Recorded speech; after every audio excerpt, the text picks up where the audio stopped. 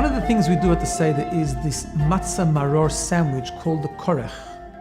On the Seder table, on the Seder plate, there's an additional maror, additional bitter herbs that we're going to use later on to put in the sandwich and eat it together. What is the significance? What is the lesson in the Matzah maror sandwich? We've eaten matzah, we've eaten maror. Why do we need them to combine them? So apart from the halachic explanations, there's a very powerful message in putting them together. We first eat them separately and then together for the following reason. Matzah and maror represent two very different things.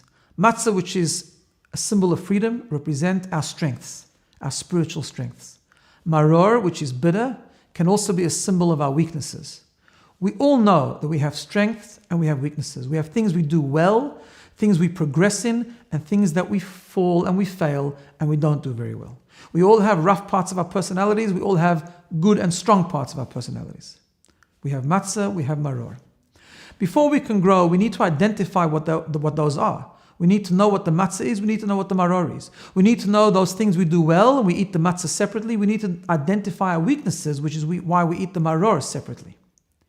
But we also have to understand the following. Our weaknesses are not intrinsically bad. Things that we have in our personality that might express themselves negatively can be channeled, can be transformed, can be harnessed to work with our strengths and actually be used in a positive direction.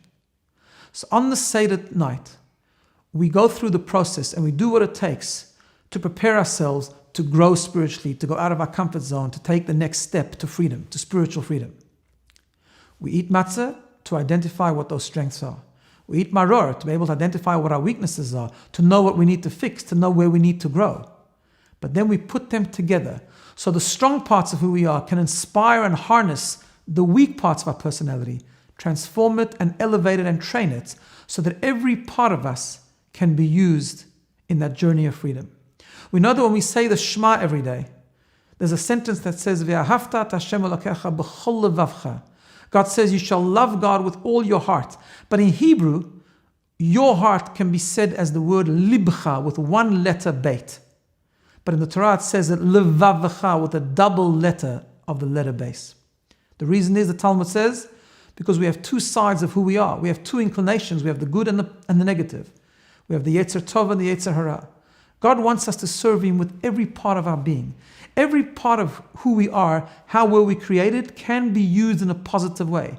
We just need to channel it and train it and elevate it and refine it. So once we've identified the weaknesses, then we need to put it together with the strengths. We need to put the body together with the soul, the weaknesses together with the strengths. So it's all harnessed together and becomes a powerful energy towards the journey of spiritual growth.